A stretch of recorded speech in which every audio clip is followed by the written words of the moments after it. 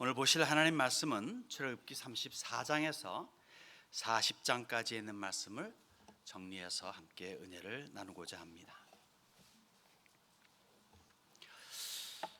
애굽을 탈출했죠.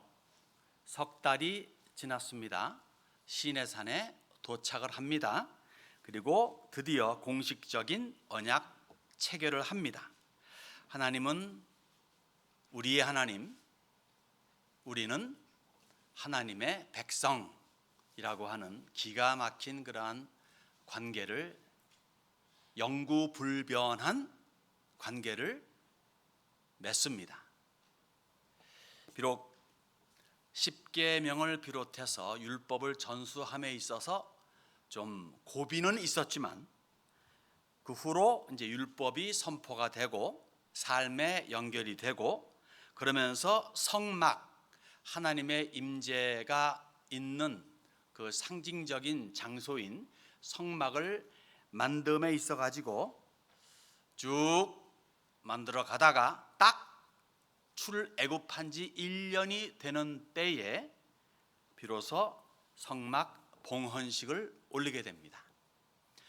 떠나온 지 3개월 봉헌식을 하는 그 1년째고 사이에 한 9개월간의 사건을 오늘 34장에서 40장 말씀까지를 통해서 한번 말씀을 나누고자 하죠. 우선으로 볼 것은 34장을 통해서 볼 수 있는 것은 율법을 두 번째로 전수해 주는 장면이죠. 우리 지난주에 잠깐 살펴보았듯이 금송아지 사건으로 인해 가지고 모세의 40일간의 금식이 그만 수포로 돌아가고 맙니다. 하나님께서 직접 만들어서 주신 두 돌판이 깨지죠. 다시 말해 언약이 깨지죠. 그러한 것을 다시 회복하기 위해서 금송아지를 가루로 만들어서 물에 뿌리고 백성들로 마시게 하는 회개의 액션이 있은 후에 다시 산 위로 올라갑니다. 1절에서 4절까지 봉독해 올립니다. 34장 출애굽기. 여호와께서 모세에게 이르시되 너는 돌판 둘을 처음 것과 같이 다듬어 만들라. 내가 깨뜨린 처음 판에 있던 말을 내가 그 판에 쓰리니 아침까지 준비하고 아침에 시내산에 올라와 산 꼭대기에서 내게 보이되 아무도 너와 함께 오르지 말며 온 산에 아무도 나타나지 못하게 하고 양과 소도 산 앞에서 먹지 못하게 하라. 모세가 돌판 둘을 처음 것과 같이 깎아 만들고 아침에 일찍 일어나 그 두 돌판을 손에 들고 여호와의 명령대로 시내산에 올라가니. 그리고 산 꼭대기에서 또 다시 40일간의 금식 기도가 시작됩니다. 자상하신 하나님께서는 모세가 하나님을 대신해서 분노와 실망의 표현으로 깨뜨린 십계명이 적힌 두 돌판을 다시 만들어서 그 돌 위에 십계명을 다시 새겨 넣어주시는 재언약을 하십니다. 모세의 생명건 중보, 이들을 버릴 바에는 저의 이름을 당신의 생명책에서 지워버리시옵소서 하는 생명건 중보는 하나님을 감동시켰죠. 그래서 이스라엘로 하여금 하나님의 백성들이 세상에서 어떻게 그러면 살아가야 되겠는가를 세세하게 설명해 주시는 장면이 있고, 오늘 읽으니 다 읽지 않았지만 34장에 기록되지 아니한 내용들은 출애굽기 20장에서부터 신명기의 마지막 장까지 장황하게 그렇게 설명을 해줍니다.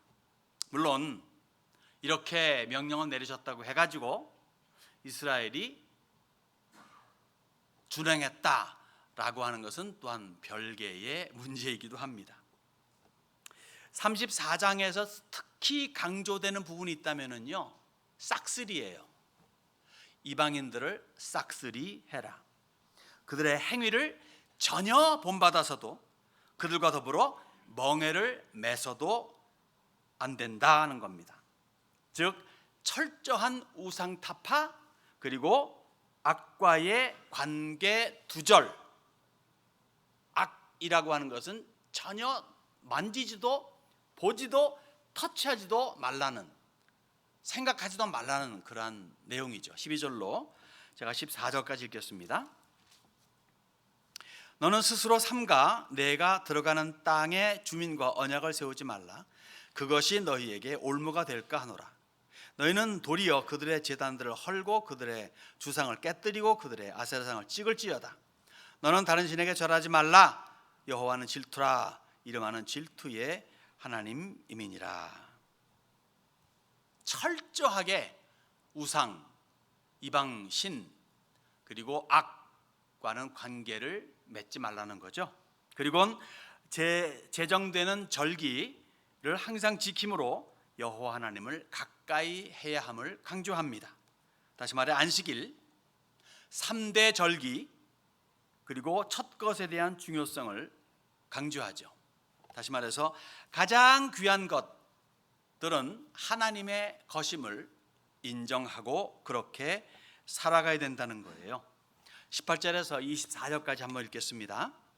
너는 무교절을 지키되 내가 네게 명령한 대로 아비벌 그 절기의 이래 동안 무교병을 먹으라.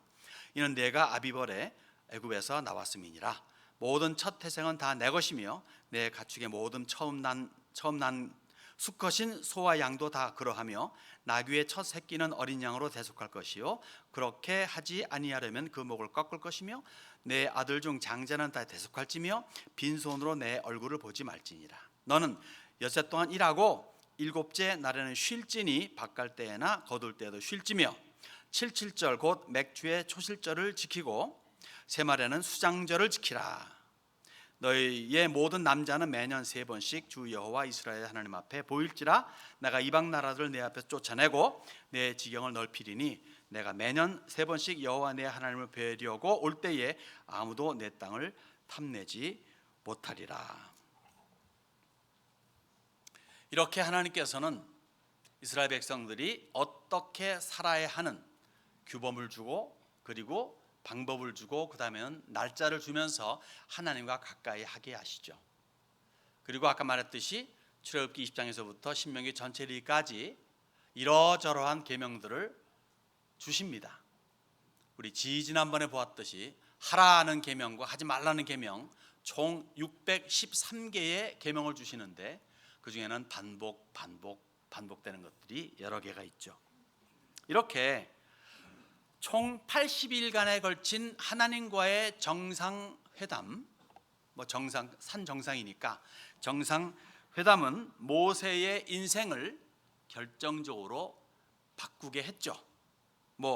이미 처음 하나님을 만났던 떨기나무 사건, 불타는 떨기나무 그러나 타지 않는 떨기나무 아래서 하나님을 만난 모세는 그때부터 급격한 변화를 일으키기 시작했지만 이 시내산 꼭대기에서의 하나님과의 정상회담은 완전히 모세를 우리가 알고 있는 그 모세로 바꾸어 놓고 맙니다.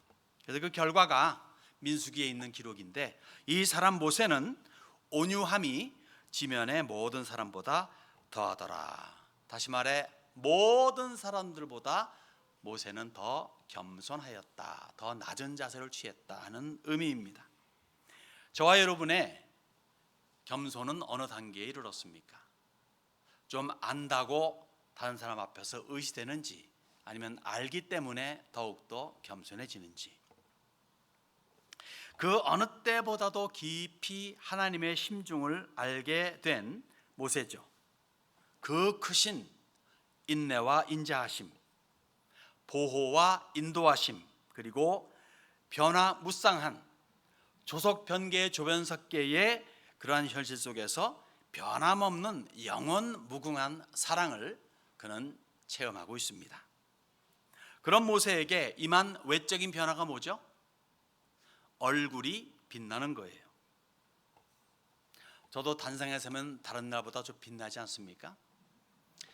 이것은 내적으로 나오는 빛이 아니라 여기에서 그러나 모세는 이 내적에서 비춰지는 그러한 빛이 나옵니다. 얼마나 그것이 위험이 서린 것인지 모든 이들이, 심지어 아론마저 3살 형되는 아론마저도 가까이 하기에 두려워할 정도의 빛이 발해집니다. 그래서 하나님과의 직접적인 만남이 있는 동안에는 이건희와 그렇지 않은 모든 때, 즉 사람들을 접할 때에는 수건으로 얼굴을 가리는 그러한 현상이 벌어지죠. 29절에서 35절까지 읽겠습니다. 모세가 그 증거의 두 판을 모세의 손에 들고 시내산에서 내려오니 그 산에서 내려올 때 모세는 자기가 여호와와 말하였으므로 말미암아 얼굴 피부에 광채가 나나 깨닫지 못하였더라. 아론과 온 이스라엘 자손이 모세를 볼 때에 모세의 얼굴 피부에 광채가 남을 보고 그에게 가까이 하기를 두려워하더니 모세가 그들을 부르매 아론과 회중의 모든 어른이 모세에게로 오고 모세가 그들과 말하니 그 후에야 온 이스라엘 자손이 가까이 오는지라. 모세가 여호와께서 시내산에서 자기에게 이르신 말씀을 다 그들에게 명령하고 모세가 그들에게 말하기를 마치고 수건으로 자기 얼굴을 가렸더라. 그러나 모세가 여호와 앞에 들어가서 함께 말할 때에는 나오기까지 수건을 벗고 있다가 나와서는 그 명령하신 일을 이스라엘 자손에게 전하며 이스라엘 자손이 모세의 얼굴에 광채를 보므로 모세가 여호와께 말하러 들어가기까지 다시 수건으로 자기 얼굴을 가렸더라. 정도의 차이는 있겠습니다. 그렇지만 우리 역시 우리의 삶에서 예수의 빛을 발해야 하지 않겠습니까? 그래서 우리에게서 나는 빛으로 말미암아 세상이 하나님을 두려워하게끔 해야 되지 않겠습니까? 그래서 결국으로 주의 이름이 높임 받는 결과가 맺어져야 되지 않겠는가 생각을 합니다. 초대 교회의 모습이 어땠죠? 이렇게 사도행전은 기록을 합니다.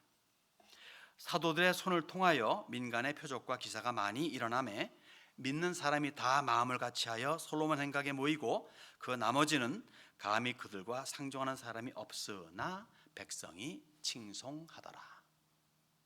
교회로 말미암아, 즉 여러분들의 행실로 말미암아 하나님이 칭송받는 결과가 맺어져야 된다는 거죠. 초대교회로 돌아가자라고 말하면서 행동에서 영판 아니면은 그는 말이 안 되는 거 아니겠습니까? 우리는 소원하는 대로 초대교회 모습을 갖추기 원한다면은 여러분의 일상적인 삶에서 결국 세상으로 하여금 하나님을 칭송하게 하는 결과를 맺는 그러한 삶이 펼쳐져야 될 줄로 믿습니다. 그러면서 35장에 39장은요 이제 성막을 만드는 이야기가 전개됩니다. 사실 자그마한 이동식 건물이에요. 바닥도 깔지 않고 그냥 모래 위에 광야 위에 그냥 건물 세우는 그러한 건물입니다. 사이즈로 말하면은요 10규빗 그러니까 가로 세로 높이가 10규빗 그러니까 15피트 바이 15피트 바이 15피트입니다. 그러니까 675 큐빅이 아니라 스퀘어 피트밖에 안 돼요. 아주 자그마한 그러한 건물입니다. 그런데 이것을 짓는 거에 최소한 6개월에서 7개월 정도가 걸립니다. 사람의 머릿속에서 어떻게 만들까 하고 구상을 해가지고 무슨 재료로 쓸까 생각을 해가지고 그 다음에 만들어지는 그런 것이 아니라 하나님께서 직접 설계하시고 어떤 재료를 어떻게 써라, 몇 온수를 써라까지 그렇게 일일이 세세히 설명하시고 그리고는 제주꾼들마저도 붙여주셨음에도 불구하고 반년 이상 걸렸다고 하는 것은 얼마나 여기에 정성을 들였는가를 우리가 알 수가 있죠. 하나님의 명령이 모세에게 떨어집니다. 자원하는 자들이 가져오는 성막 재료들을 모으고 지혜로운 자들, 내가 너에게 보내는 그런 사람 그리고는 거기에 붙는 그런 사람들, 지혜로운 자들을 통해서 성막을 완성하라는 거예요. 자, 35장 4절부터 제가 몇 절 읽겠습니다. 모세가 이스라엘 자손의 온 회중에게 말하여 이르되 여호와께서 명령하신 일이라 하니라. 이르시기를 너희의 소유 중에서 너희는 여호와께 드릴 것을 택하되 마음에 원하는 자 누구든지 그것을 가져다가 여호와께 드릴지니 곧 금과 은과 녹과 청색, 자색, 홍색 실과 가는 배실과 염소털과 붉은 물 들인 숫 양의 가죽과 해달의 가죽과 조각목과 등유화 및 관유에 드는 향품과 분향할 향을 만드는 향품과 호마노와 애복과 흉패에 물릴 보석이니라. 무릇 너희 중 마음이 지혜로운 자는 와서 여호와께서 명령하신 것을 다 만들지니 곧 성막과 천막과 그 덮개와 그 갈고리와 그 널판과 그 띠와 그 기둥과 그 받침과 증거기와 그 채와 속죄소와 왜 이거를 누구한테 부탁을 안 하고 제가 입고 있죠 지금 이거를. 그 가리는 휘장과 상과 그 채와 그 모든 기구와 진설병과 불 켜는 등잔대와 그 기구와 그 등잔과 등유와 분향단과 그 채와 관유와 분향할 향품과 성막문의 휘장과 번제단과 그 놋 그물과 그 채와 그 모든 기구와 물두멍과 그 받침과 그 뜰의 포장과 그 기둥과 그 받침과 그 뜰문에 휘장과 장막 말뚝과 뜰의 말뚝과 그 줄과 성소에서 섬기기 위하여 정교하게 만든 옷 곧 제사 직분을 행할 때 입는 제사장 아론의 거룩한 옷과 그의 아들들의 옷이니라. 그리고는요 오홀리압과 부살레를 택하셔서 성막 짓는 것을 관장하게 하십니다. 금, 은, 동을 사용해서 기물을 만드는 것과 나무, 실 등등을 이용해 가지고 조각, 세공 및 천을 만들며 정교한 일을 하게 하시는 거예요. 제가 30절에서 또 몇 절 읽겠습니다. 모세가 이스라엘 자손에게 이르되 볼지어다 여호와께서 유다 지파 훌의 손자여 우리의 아들인 부살레를 지명하여 부르시고 하나님의 영을 그에게 충만하게 하여 지혜와 총명과 지식으로 여러 가지를 하게 하시되 금과 은과 놋으로 제작하는 기술을 고안하게 하시며 보석을 깎아 물리며 나무를 새기는 여러 가지 정교한 일을 하게 하셨고 또 그와 단 지파 아히사막의 아들 오홀리압을 감동시켜서 가르치게 하시며 지혜로운 마음을 그들에게 충만하게 하사 여러 가지를 하게 하시되 조각하는 일과 세공하는 일과 청색, 자색, 홍색실과 가는 배실로 수놓는 일과 짜는 일과 그 외 여러 가지 일을 하게 하시고 정교한 일을 고안하게 하셨느니라. 이렇게 하나님께서 다 사람까지 준비해 놓으시고 하라고 하시는 거예요. 그러니까 사람이 무슨 없는 것을 막 연구해서 무엇이 하나님을 기쁘시게 하는 것일까 하고 창조해내는 것이 아니라 하나님께서 이렇게 하면 돼라고 쫙 해놓으시고는 그렇게 일할 사람들에게 일할 거리를 주시는 거예요. 오늘도 마찬가지 아닐까요? 우리가 뭘 창조해낸다는 게 아니라 창조의 세계 안에서 하나님께서 원하시고 기뻐하시는 것을 찾아서 해나가는 것, 성경의 진리 안에서 살아가는 모습이 하나님이 기뻐하시는 모습이요 우리가 최선의 삶을 살아가는 방편이라 믿습니다. 가장 중요한 지성소 가로 세로 높이가 15피트 15피트 15피트입니다. 정방형 입방체이죠. 그 안에는 딱 퍼니처가 하나밖에 없어요. 언약궤가 있고 언약궤를 덮는 뚜껑 속죄소 혹 시은좌가 있습니다. 그 지성소 바깥에 있는 성소는 딱 지성소의 2배 길이에요. 폭은 15피트로 같지만 길이는 30피트가 되겠습니다. 그 성소 안에는요 지성소와 성소를 가리는 휘장이 있고 그 휘장 바로 앞에는 분향단이 놓여져 있습니다. 그리고 오른쪽 북쪽으로는 진설 병상이 있고 왼쪽 남쪽으로는 금등잔대가 놓여져 있습니다. 성소와 지성소를 덮는 덮개는요 4겹으로 되어 있어요. 4겹. 먼저 가늘게 꼰 배실과 그리고 청색, 자색, 홍색 실로 그룹들을 무늬 놓아, 이 그룹이라고 하는 것은 천사인데 천사 중에 가장 높은 계열의 천사가 하나님과 가장 가까이에서 섬기는 천사가 그룹 천사입니다. 그룹들을 무늬 놓아 짠 휘장으로 덮죠. 그러니까 성소 안에서 보는 위는 바로 이 그룹 천사가 날개를 펴고 바라보고 있는 장면입니다. 그 위로는 염소 털로 짠 휘장으로 덮고 그 위로는 붉은 물들인 수양의 가죽으로 덮은 후에 마지막으로 해달의 가죽으로 덮습니다. 이른바 성소 마당이 성소 마당이 있죠. 성소 마당에는 가장 동쪽에 문이 있는데 그 문을 열면은 곧 제사하는 번제단이 가운데 있고 그 뒤로 제사장들이 손 발을 닦는 물두멍이 있습니다. 그런 연후에 그 뒤에 성막이 있죠. 혹시 그래도 그림이 안 그려지시면은 주보 껍데기를 지금 보시면은 되겠습니다.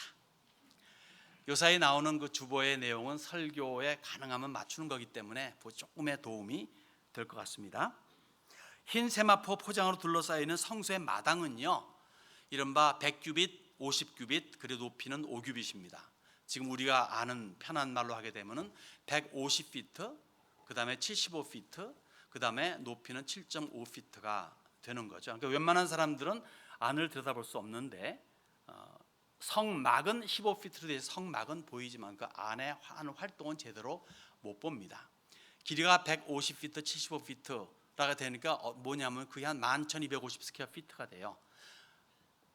그게 얼마만한 사이즈냐면요, 옛날에 제가 살던 집 있죠, 이전 집, 그게 코로웨이크거든요. 어마어마한 사이즈죠. 그런데 그 사이즈만 한 겁니다. 그러니까 그렇게 큰 면적이 아니에요. 작은 면적입니다. 근데 그 동쪽에만 출입구가 있어요. 여러 군데 있는 사방으로 출입구가 있는 게 아니라 딱 한쪽에만 문이 있고 그 문으로만 들락날락할 수가 있죠. 제사장이 제사할 때 착용할 의복을 만듭니다. 12지파를 상징하는 12개의 보석을 넣은 흉패, 그리고 하나님의 뜻을 헤아릴 때 사용하는 우림과 둠밈을 넣는 에봇을 만들죠. 가장 화려하고 정교하고 거룩한 옷입니다. 매우 상세하죠. 아주 디테일드, 세부적입니다. 그리고 꼬주알 미주알이죠. 왜 이렇게 상세하게, 오늘날의 우리와는 별 관계없는, 상관없는 이것이 이렇게 상세하게 기록이 됩니까? 이것만이 아니에요. 사실은 오늘 말고 이후에 다시 지어질 에스겔 성전을 보면 거기도 아주 상세하게 일일이 설명을 해줍니다. 왜 그럴까요? 성전에 있어서만큼은. 편히 말해가지고 다윗이 자기가 왕궁을 지었더라, 솔로몬이 자기가 화려한 왕궁을 지었더라 하고 더 오랜 시간에 걸치고 더 화려한 걸로 지은 왕궁에 대해서는 왕궁을 지었더라로 끝나는데, 성전 짓는 것만큼은 정말 일일이 여기는 뭐 이렇게 짓고 저렇게 짓고 폭은 얼마가 되고 인사이드 어떻게 되고 벽의 두께까지 설명해 줄 정도로 자세히 하는 것은 왜 그럴까요? 다른 거 아니라 사실은 그러한 모든 것들이 예수 그리스도를 상징하기 때문에 그렇습니다. 과거에도 이 공부를 한 적이 있었고, 얼마 전에도 수요 예배 때 이 목사님이 한 적이 있는데, 또 앞으로도 계속 하게 되겠죠. 또 담임 목사님 되시는 이 목사님께서 나중에 배우시기를 바라고요. 모든 것이 하나같이 우리 예수님과 연결되지만 여기에서 두 가지만 언급해 보려고 합니다. 여러분들이 아는 부분이기 때문에 강조하기 원하는 거예요. 새로운 공부가 아닙니다. 뭐냐면요, 하나는요, 들어오고 나가는 문이 하나라는 겁니다. 동쪽으로만 들어간다는 거예요. 성소의 마당으로 들어가는 문도 하나고, 이제 그 마당에서 성소로 들어가는 문도 하나고, 그 성소에서 지성소로 들어가는 문도 하나입니다. 두 번째는 뭐가 있냐면요, 겉보기에는 별 볼 일 없으나 안으로 들어갈수록 대단하다는 겁니다. 겉보기에는 우중충한 회색깔 모양의 해달의 가죽으로 덮여 있지만 그리스도의 고난과 죽음을 상징하는 숫 염소 털과 붉게 물들인 수양의 가죽 휘장을 지나서 성소 안에서 바라보는 휘장은 최고의 그룹 천사가 지켜보는 가운데 가늘게 꼰 배실과 청색, 자색, 홍색 실로 정교하고 아름답게 짠 휘장이 덮여 있는 거죠. 그리고 사방은 뭡니까? 순금으로 만든 벽으로 둘러싸여져 있습니다. 물론 바깥의 빛이 전혀 들어오지 못한 차단되어 있는 장소이지만은 횃불을 들고 만들어진 불, 성소 안에서만 쓸 수 있는 건 불을 들고 들어갈 적에는 그 황금에 빛나는 것과 그리고 그룹 천사에 바라보는 것은 정말 압도될 만한 광경의 모습이라 볼 수 있겠죠. 아무도 들어가지 못하죠, 대제사장 외에는. 그러나 성소 안에는, 지성소 말고 성소 안에는 제사장들이 순번에 걸쳐서 들어가서 하고 할 적에는 그 광경에 압도될 수밖에 없는 모습일 겁니다. 겉보기에는 별 볼 일 없어 보이는 우중충한 해달의 가죽 같은 모양이 십자가입니다, 예수님의. 그러나 들어가면 들어갈수록, 안으로 파고 들어가면 들어갈수록 예수 그리스도의 찬란한 영광의 빛은 우리가 감당할 수 없는 빛이죠. 그리고 그분 외에는 다른 통로가 없습니다. 오직 예수뿐입니다. 예수님 친히 말씀하십니다. 내가 문이니. 유일한 문을 말하는 거예요. I am the door예요. 모나딕 케이스, 아주 the 유일한 나밖에 없는 문이라는 거. 많은 문들이 보이는 것 같지만 실제로는 다 가짜다, 도둑이다. 나만이 유일한 문이라는 거예요. 누구든지 나로 말미암아 들어가면 구원을 받고 또는 들어가며 나오며 꼴을 얻으리라. 그러니까 예수를 통해서 많이 구원이 가능한데, 예수를 통해서 구원을 받은 그 사람은 인생 살면서 들어오면 나가며 꼴을 먹는다는 거예요. 일용할 양식을 항상 허락해 주신다는 겁니다. 누구처럼 세상에 어떤 누구처럼 무슨 쌓아놓고 무슨 빌리언스 오브 달러를 가지지 못할지 몰라도 매일매일마다 먹고 사는데 지장이 없는 만족하는 인생을 살게 하시고 하나님만 의지하고 바라보게 하는 삶을 허락해 주신다는 겁니다. 이것 할렐루야 아닙니까? 온갖 쌓아놓고 살아도 불안, 초조에 떠는 사람들이 한둘이 아닙니다. 남들 보기에는 엄청난 사람인데 뭐 하나 잘못됐다고 자살에 이르는 그런 사람들도 꽤 있는데, 우리는 없어도 없는 것이 아니고 있어도 있는 것이 아닌 모든 것이 하나님의 것임을 알고 그 안에서 기뻐하며 감격하며 그리고 충만한 삶을 살아가는 것, 이것이 믿는 사람들의 특권이요 또한 그리고 자랑인 줄로 믿습니다. 마지막으로 봉헌하는 장면이 40장에 있습니다. 모든 것이 맞춰진 다음에 그 다음에 이제 봉헌하는 장면이죠. 주지할 사항이 있어요. 곧 봉헌을 위해서 모든 성막과 제사장의 옷을 만듦에 있어서 반복되는 구절들이 있습니다. 이 40장을 보시면요, 16절에서부터 계속 16절, 19절, 21절, 23절, 25절, 27절 인가요? 그 다음에 32절인가요? 계속 보게 되면요, 무슨 말이 나오냐면 여호와께서 모세에게 명령하신 대로 하였더라. 8번 반복해서 나옵니다. 이거 했다, 그 다음에 여호와께서 명령하신 대로 하였더라.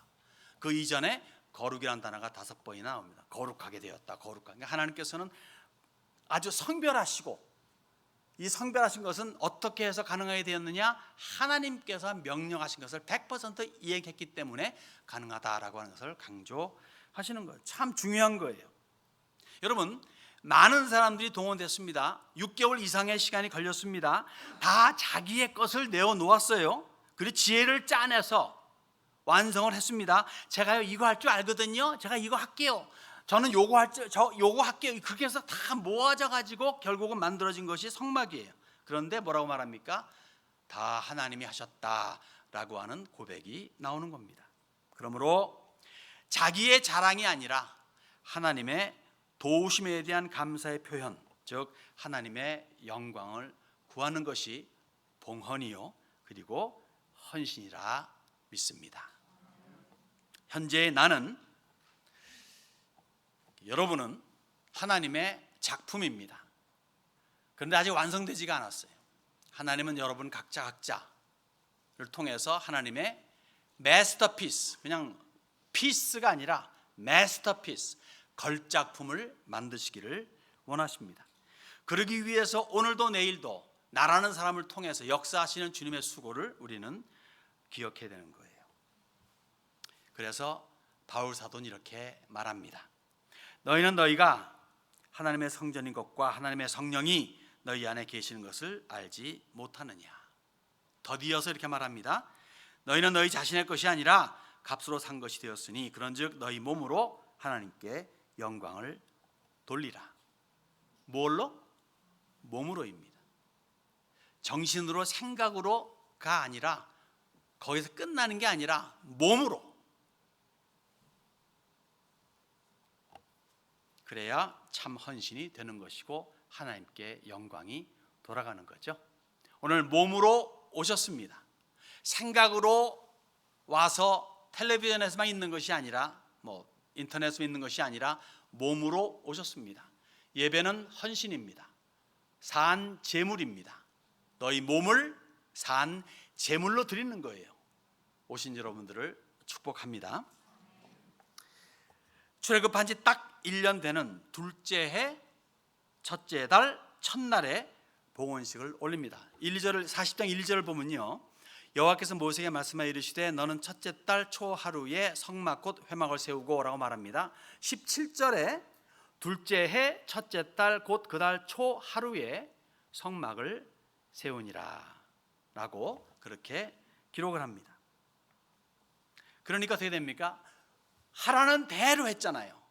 그 결과는 뭡니까? 하나님의 영광이 성막을 뒤덮는 장면이 나오죠. 34절에서 끝절까지 읽겠습니다. 구름이 회막에 덮이고 여호와의 영광이 성막에 충만하매 모세가 회막에 들어갈 수 없었으니 이는 구름이 회막 위에 덮이고 여호와의 영광이 성막에 충만함이었으며 구름이 성막 위에서 떠오를 때에는 이스라엘 자손이 그 모든 행진하는 길에 앞으로 나아갔고 구름이 떠오르지 않을 때에는 떠오르는 날까지 나아가지 아니하였으며 낮에는 여호와의 구름이 성막 위에 있고 밤에는 불이 그 구름 가운데 있음을 이스라엘의 온 족속이 그 모든 행진하는 길에서 그들의 눈으로 보았더라. 하나님의 영광이 성막을 딱 뒤덮은 후에는 모세조차도, 사실 모세가 아론도 편히 말하면 안수하고 기름 붓고 뭐 다 했어요 처음에는. 그러나 일단 여호와의 영광이 딱 성막에 내려진 이후에는 모세조차도 접근할 수 없었습니다. 오히려 아론과 그의 자손들만이 제사장의 자격으로 성소에 들어가서 제사를 드릴 수가 있었죠. 그러면서도 이스라엘의 어떻게 보면 사람도 마찬가지예요. 모든 사람들이죠. 이스라엘의 연약함을 감안하시는 자상하신 하나님을 또 우리는 여기서 엿볼 수가 있습니다. 무슨 말인가 하면요, 너희들 믿음으로 보는 게 진짜인데 그냥 계속 눈으로 보면 되겠냐? 라고 꾸짖으시는 하나님이신데 그럼에도 불구하고 성막 위로 항상 하나님의 임재를 눈으로 보게 해 주시는 거예요. 낮에는 뭘로? 구름 기둥으로, 밤에는 불 기둥으로 보게 해 주십니다. 그러니까 오늘 주보 껍데기에 있는 것은 낮이죠. 빨간 불이 아니니까 흰 구름이니까. 정말 배려가 많으시고 은혜와 긍휼이 충만하신 하나님이십니다. 40년 내내 그렇게 하시는 거예요. 이들의 시마다 때마다 불신하는 모습 속에서도 하나님께서는 당신의 신실하심으로 이스라엘을 건수하시는 거예요. 여러분, 그 하나님이 곧 우리의 하나님이십니다. 그 여호와가 우리의 예수님이십니다. 그렇게 못되게 행동을 하고 불신하는 이스라엘을 통해 예방접종을 하신 하나님은 오늘 우리 교회를 향해서 같은 사랑과 인내로 사랑해 주십니다.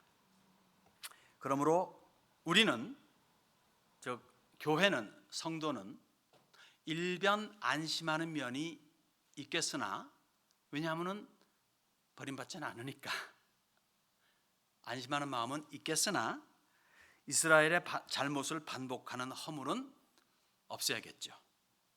오히려 명령하신 대로 하였더라, 다시 말해 하나님의 말씀을 따라서 살았더라가 됨으로 말미암아 주의 영광이 하나님의 성전인 우리 개인의 삶 속에서 충만하며 빛나야 될 줄로 믿습니다.